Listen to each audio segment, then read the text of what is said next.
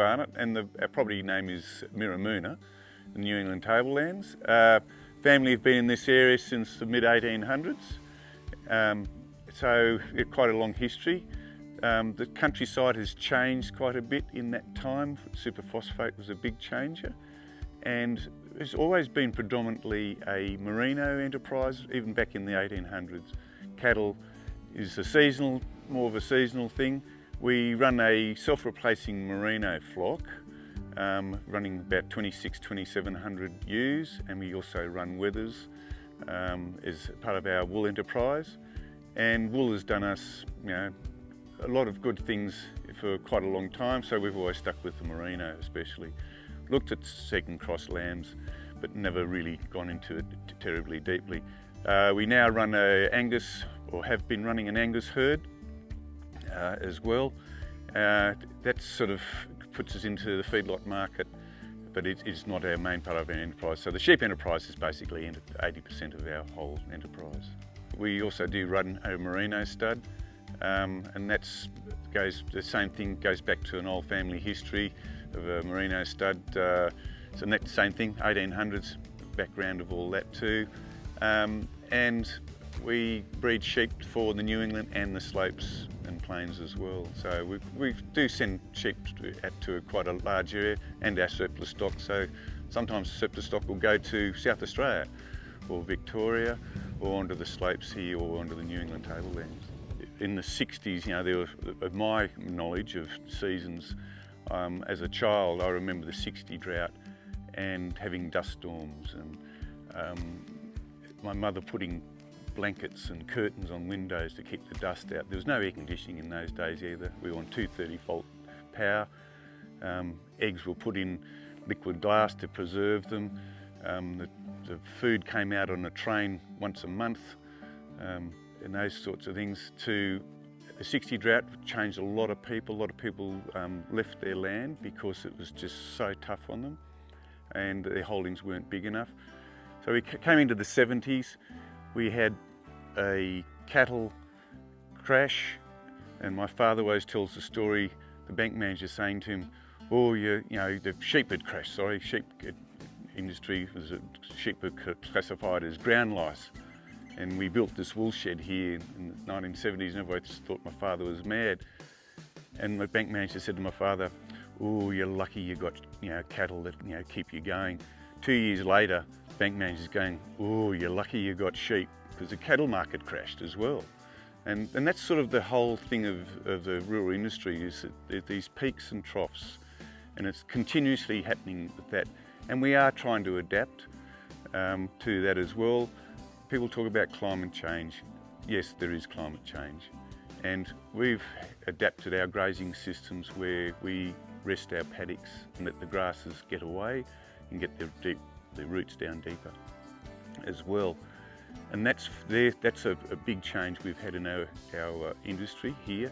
So we've been able to increase our stocking rates with less costs. And because costs are always continually rising, commodity markets aren't rising to the same level as what the costs are. So we've all having to adapt. Water is another thing. We're having to be more conservative with our water. And because the seasons are changing, we're having to look at how we adapt with that as well. So with our breeding ewes, we carry more wethers now, so that when we get a dry season, we can actually offload those wethers without affecting our core of our breeding stock, which is vitally important.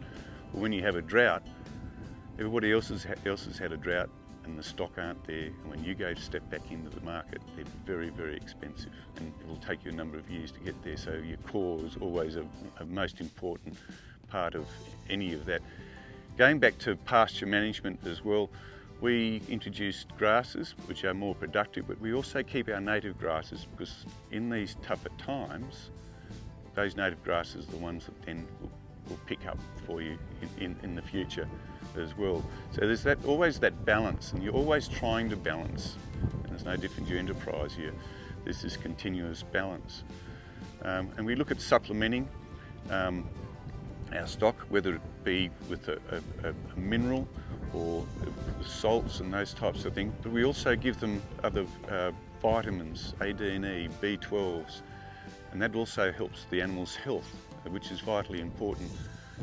We've changed also over the years that we live in the New England tablelands. Traditionally they were smaller, tighter skinned, more wrinkled skinned sheep, which were more vulnerable also to fly strike. What we've done is we've changed the sheep to be a plainer bodied sheep. We basically only give you a chemical application once a year, where that wasn't the case in the past. And also with chemicals for worms, because this area is renowned for Barber's pole especially, and black scoureworm. We've been able to decrease the number of chemicals we use through management and pasture management. That's been a cost saving as well, and as well not having to use those chemicals within our environment. And that's the whole thing. We've got to keep looking at how our environment is. We've just been out the back there, we're planting trees back into the landscape as well, because that's vitally important in a number of ways, whether it be shelter in the winter or shade in the summer. And the stock are like human beings. We all need some sort of cover, shelter, or all those types of things.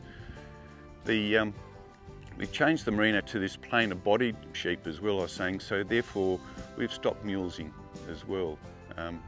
And the market out there is wanting unmuled sheep, apart from the fact that it's a good thing for the animals anyway, that we're not having to do that to them. But the market is demanding that as well, and we've been rewarded for changing for the better in that regard. And the plainer bodied sheep, therefore, there's not as much fly strike. So, and in changing the sheep too, we've got more staple length and more production. So we would traditionally in the wool market, you shore every 12 months.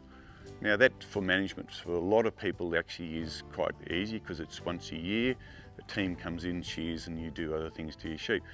But because the way the wool market's changed, we're now shearing every 7 or 8 months, and we're able to produce more wool in 2 years. So we're shearing 3 times in 2 years, and we're cutting an extra 1.4 to 1.6 kilos in that 2 years. And that's another change that's sort of been happening in the industry. So we're stimulating that animal to grow the wool. It also means we're not having to use chemicals as well, because they haven't got as much wool on them. And also they just seem to do better. The sheep, they're at least another score in condition better because of that. So they're sort of the things that you've always got to be adapting. And always got to be changing, and I don't know what the future is going to be, but and then also in the sheep industry now, looking at the merino especially, looking at putting fat back on in the sheep, intramuscular fat, so that then goes into eating quality of meat as well. So there's more and more things are happening. We're using a technology, we're measuring, and it's called an ASB, it's a Australian sheep breeding value. And I can compare sheep now in Western Australia, South Australia, Victoria, Queensland, because of this measurement. So you're able to see what other sheep are doing anywhere in Australia and make a comparison. And that's lifting the whole merino industry, and not just the merino industry, but the fat lamb industry, terminal soy industry as well. It's becoming the new technology, and all that technology will go onto my iPhone. The iPhone, there's a lot of things that are now adapting to we can use on the iPhone too. So we can record rainfall, grass growth, when animals have grazed in a paddock, and monitor all those things, and what's happening in the soil. So we were looking at how we could supplement our feed here. Winter time is one of our toughest periods, and we will carry over dry feed from the summer into winter, but the nutritional value is not there. So what we looked at is doing loose licks, which were urea based, to try and get more production out of our sheep, and especially the young sheep. The winter time's a very hard time to get them that growth period and worm control as well. So we were doing the urea thing, and then urea, we had a few issues with that. So I then started to look at other loose licks that were around, because we're trying to make our sheep utilise this feed and our landscape better, because whenever we send any surplus stock, whether it be rams or young ewes or wethers, off the tablelands onto the slopes or even out into country out near Weewar or Walgett or somewhere like that, they're totally different sheep because they've been exposed to more minerals and more protein.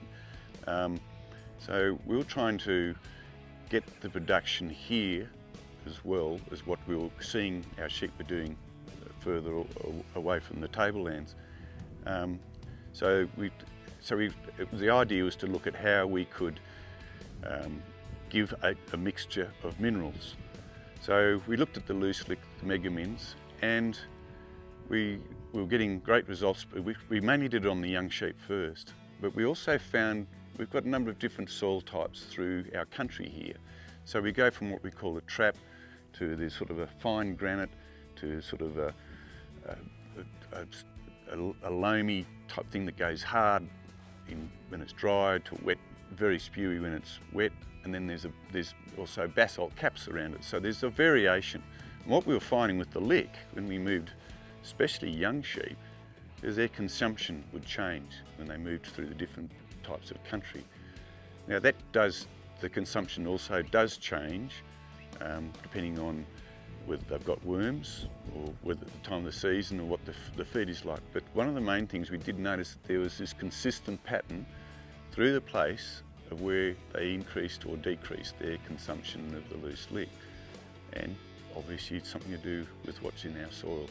So the idea is to supplement that. Then with the worms, if you go out and you start to checking on the lick, and you'll see the consumption suddenly increasing. Do a worm test, and it's the worm numbers are increasing. So we originally started with just the straight megamin, and then the megamin plus extra sulphur was introduced, and we've been using that for over 10 years now, and the result, especially in the young sheep, because they're producing wool, they need sulphur as well. Sulphur does have an influence on worms to a degree, but it's the sulphur that is needed for in-wool production. Also, we did do a comparison of not using the sulphur and sulphur, in whether the whiteness in the wool, and there was a difference in the shed. It's not a startling difference, but it's there. You can sort of see it when you see the two lines of wool sitting in the wool bins. The sulphur also, just on the worm side of things, I think it does help lower it down, and there's no problems with the stock going onto it at all. It can go straight on. With all the stock, we introduce the young stock on their mothers to the loose lick, so when they're weaned, whether it be sheep or cattle, there's not a problem. They go straight onto it and consume, you know, the recommend, or what we think is the recommended amount of consumption of the loose lick. So we've also looked at some of the protein mixes in the megamins, mainly and once again on young sheep, because we're just trying to keep these young sheep going ahead. And as I say, especially during the winter period after that weaning stage. But the proteins to just that growth, if we can get them through into the first shearing without worms, any setbacks and what have you, they're set up then for life. Any animal it's set back in early stage of life will not perform for the rest of its life. The whole idea of giving the proteins as well is just to try and keep those animals going along at hopefully their full potential. So we've been using supplements also with phosphorus in it. The idea of having the phosphorus in the loose lick supplement was to increase the growth rates in the animals and also in their bone, and that which once again is very important for the early stages of the animals. In the loose lick we've always got on out there for the animals rock salt as well, and that consumption is the same as the loose lick, depending on the time of the year, what's happening with the stock, what's happening in the feed. That consumption varies as well. So all the way through their life, all the sheep have access to the rock salt, and that's the actual solid rock salt, not crushed rock salt. The young sheep as well with that will consume either a lot of rock salt and loose slick, or they will leave the loose slick and get stuck into the salt, and it's just this whole time there's a variation of how the animals do consume either the rock salt or the loose slick.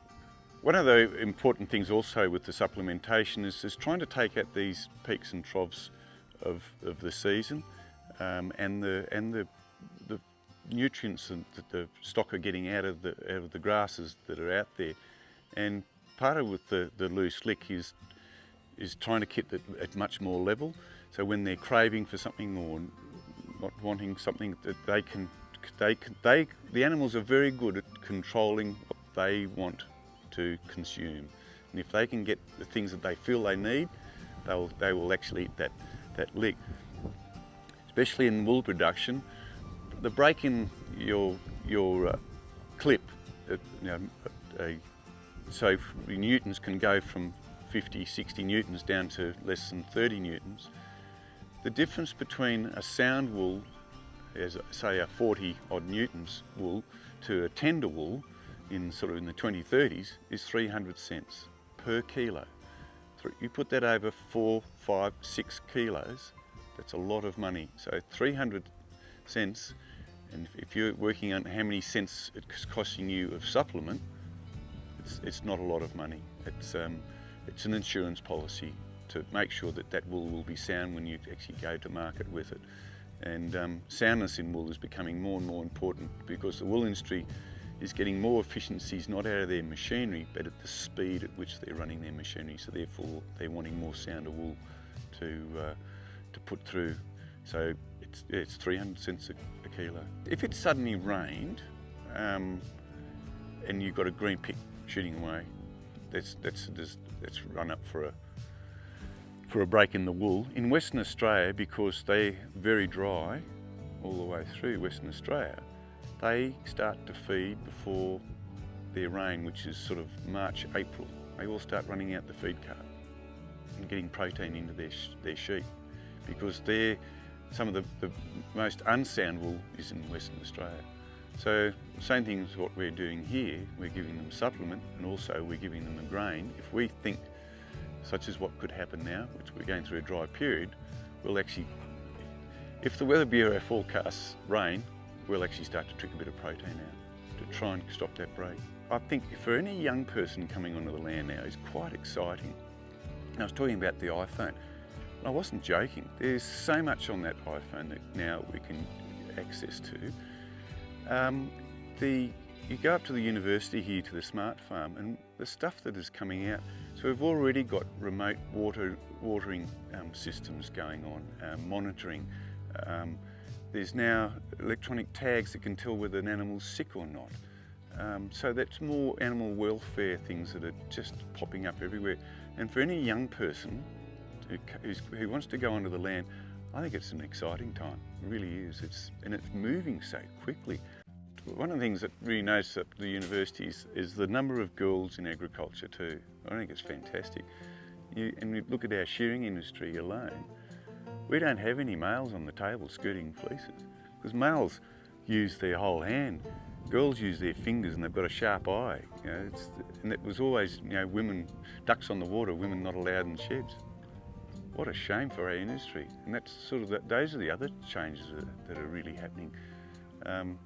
And it gives a very different perspective of how the people are looking at things on the land.